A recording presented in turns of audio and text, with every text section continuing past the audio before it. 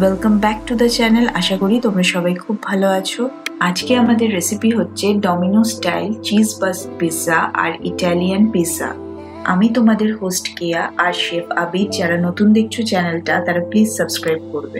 সময় নষ্ট না করে রেসিপিটা শুরু করছি। প্রথমেই একটা বলে 3 কাপ ময়দা নেওয়া হলো।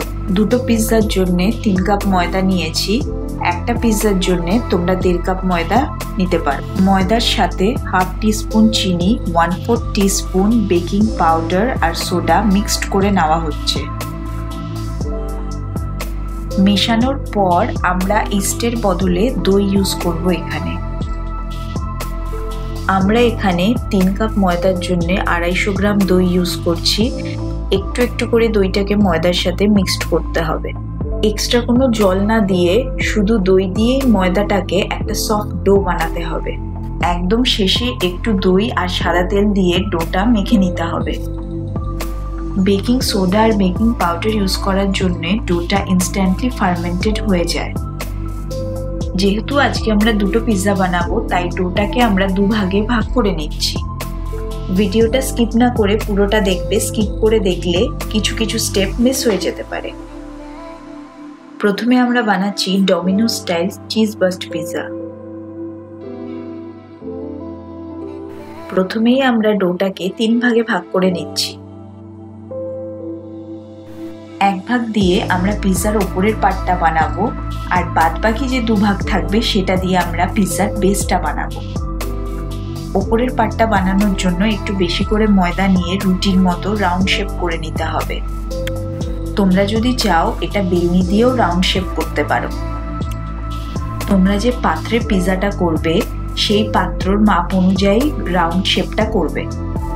যেই পাত্রে তোমরা পিৎজাটা বেকিং এ বসাবে সেই পাত্রের মাপেই তোমরা রাউন্ড শেপটা করবে। আমরাও পিৎজাটা এই প্লেটেই বেকিং এ বসাবো, তাই তোমাদেরকে এই প্লেটেই দেখাচ্ছি। তারপরে ওপরের পার্টটাকে একদম হালকা সেঁকে নিতে হবে।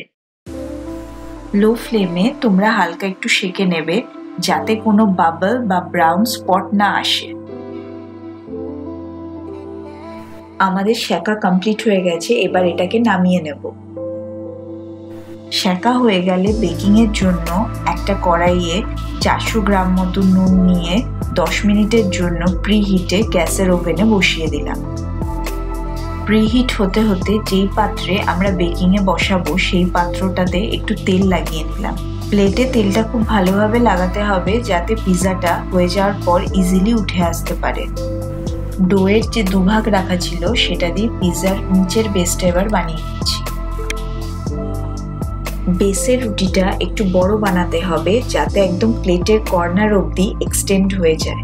বেসের রুটিটা প্রথম রুটিটার থেকে একটু বড় বানাতে হবে। বেসের রুটিটা টুথপিক বা কাঁটা চামচ দিয়ে হালকা ফুটো করে নেওয়ার পর চিজ স্প্রেড অ্যাড করে দিচ্ছি।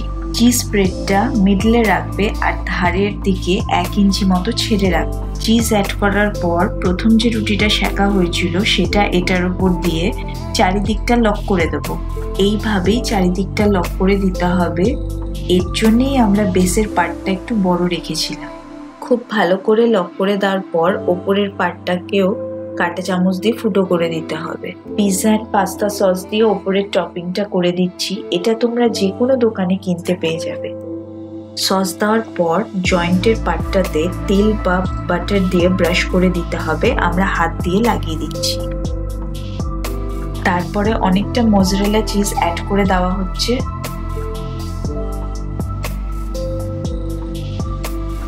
তারপরে তোমরা যা টপিং দিতে চাও সেইভাবে টপিংটা সাজিয়ে উপরে দিয়ে দিতে হবে। টপিংটা দেওয়ার পর এরপরে কিছু চিজ অ্যাড করে দিতে হবে। চিজ বাস্ট পিৎজাটা বেকিং এ যাওয়ার জন্য রেডি। এবার আমরা ইটালিয়ানো পিৎজাটা রেডি করে নিচ্ছি। ইটালিয়ানো পিৎজার জন্য আমরা প্রথমে বেসটাকে রেডি করে নিচ্ছি। এটাতে একটাই বেস হবে।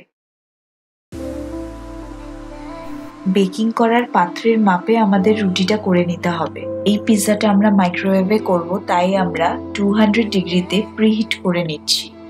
এই প্লেটেই আমরা পিৎজাটা বেকিং এ বসাবো, তাই আমরা অয়েল মাখিয়ে এইখানেই রুটিটা বসিয়ে দিচ্ছি। পিৎজা এন্ড পাস্তা সসটা অ্যাড করে দেওয়া হচ্ছে।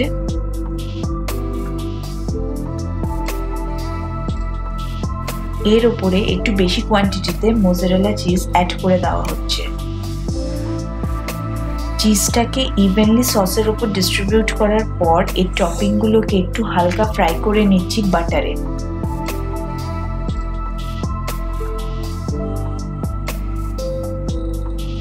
ভেজিটেবলগুলোকে একটু ভালো করে টস করে নিতে হবে।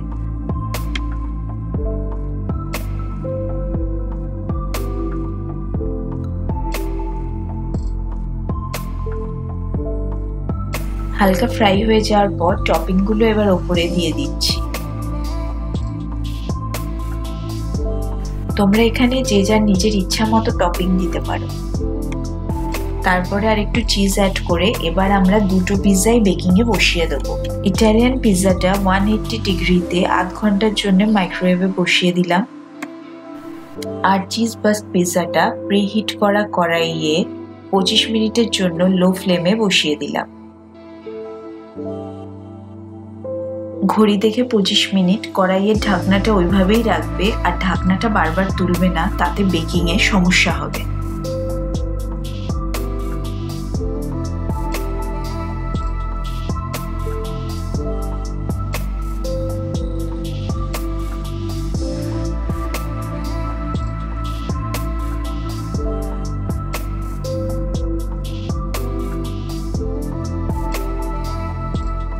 আমাদের দুটো পিৎজাই রেডি হয়ে গেছে।